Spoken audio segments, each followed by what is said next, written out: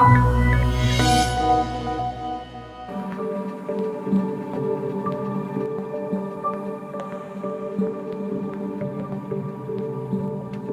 let's check in with each other. How are you doing on a scale of 1 to 10?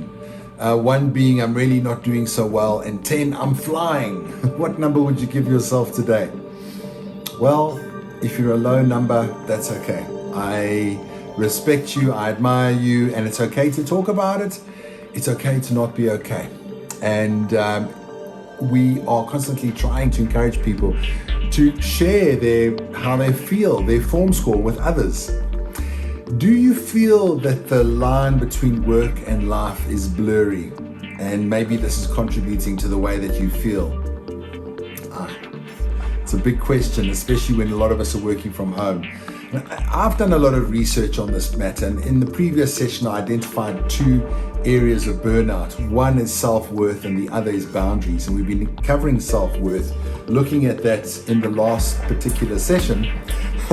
And in the last session, we were building up that feeling of I am enough, and that we don't need to prove ourselves to anybody else because it's hurting ourselves, trying to prove ourselves all the time. And then from that point, we can start to manage our time strategically, and we don't have to say yes to everything.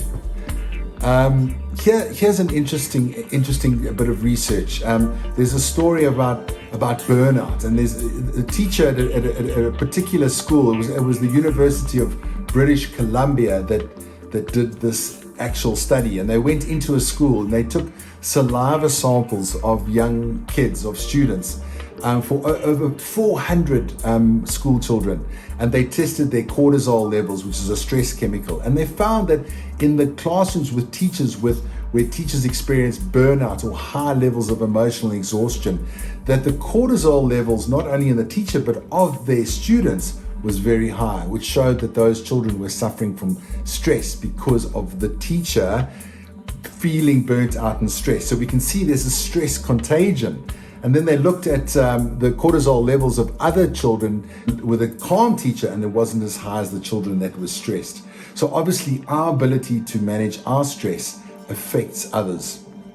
I recall when I was suffering from burnout, I was admitted to hospital, and I was encouraged to get in control of my stress. And the next thing is you go to your GP, and what do?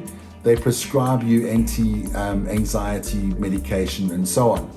But I wanted something more practical and more natural. And during that time, an important part of it was to identify what were the triggers for my stress. And I realized it was my business partner that was causing me my burnout and stress. So I had to leave. So what are your triggers? Have you identified what are your triggers? What is causing you your burnouts and your stress?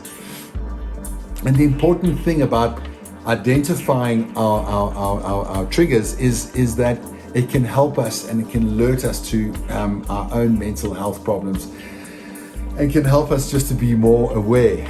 And when we're aware, then we can take responsibility for the way that we manage our emotions, as opposed to letting them control us. Because a lot of the time when we are triggered, it's too late. It's like a knee-jerk reaction, and we haven't actually caught ourselves in the moment. It's just a spontaneous default reaction.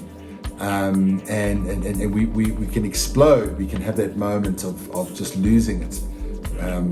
Google mindfulness coach Jade Mentang says that when we are able to take a pause, to take a bit of a deep breath, then we can develop something called HD resolution of mind, which means that we can see that irritation or that stress as it slowly gets bigger and bigger, and we can stop it in its tracks. Weapons of mass distraction. That's what we are overwhelmed with in our working day, which really can trigger us as well. Incessant meetings.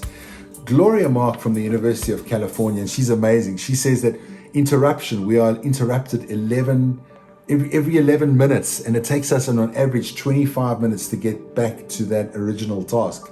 I mean, that's just mind-blowing.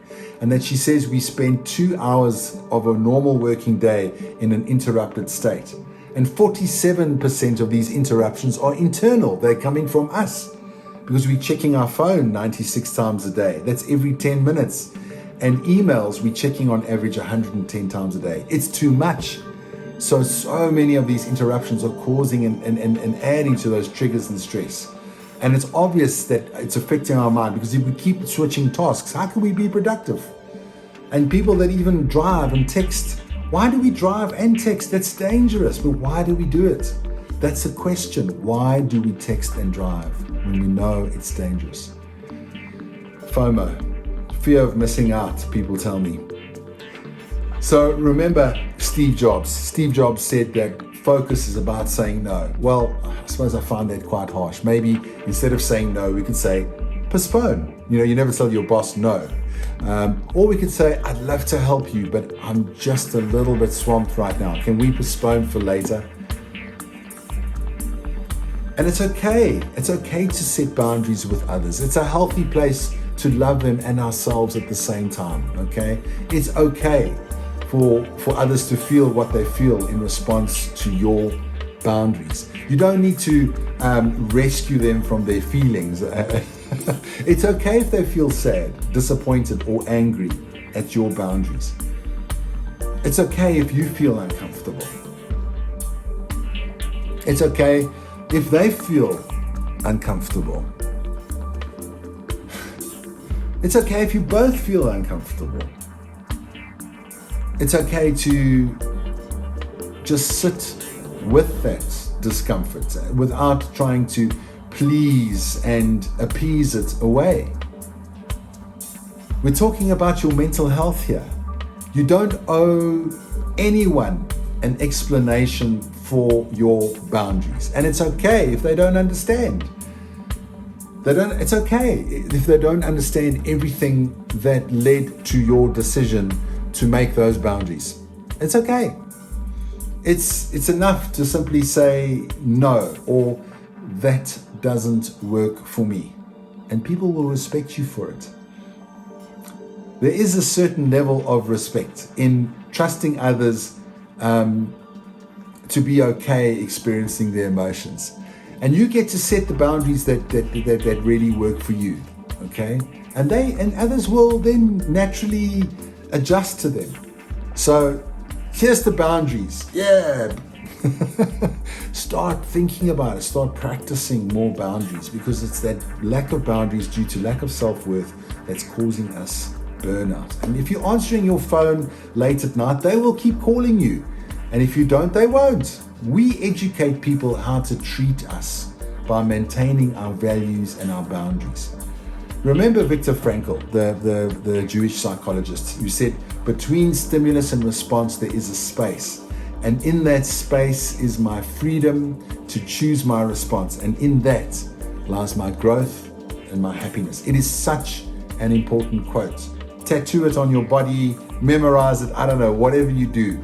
But just always remember to create that space. There's a space. That space is vitally important for your health. Vitally important for your health. How many times have we reacted spontaneously and then regretted it immediately? Or we made someone feel bad, or we yelled, or we pressed send on that email and off went wounded with words. And if we breathe or close our eyes or count to 10 after the stimulus and before the response, how might that day look, or the year, or how would our life have changed? So why is it important for one to have boundaries? Well, it protects our mental health, prevents burnout, stress, depression, etc. And we also teach others how to treat us. There's that increased level of respect that we get from others. Promise you, just try it. Our homes have also in many ways become our workplace due to the hybrid blended approach. And we're working hard at home. And that's why now it's even more important than ever to find that work-life balance and create those boundaries. So where do we start? How do we start to create healthy boundaries? Well, it starts with you. It starts with us. And we bring in mindfulness to help our ability to create boundaries as a habit. Not as something weird or strange to do, but we start to get used to the idea. We start to get used to practicing boundaries. And we do that as part of a mindfulness practice. So join me in exploring what that looks like in our practice session. Okay, come join. We'll see you there now.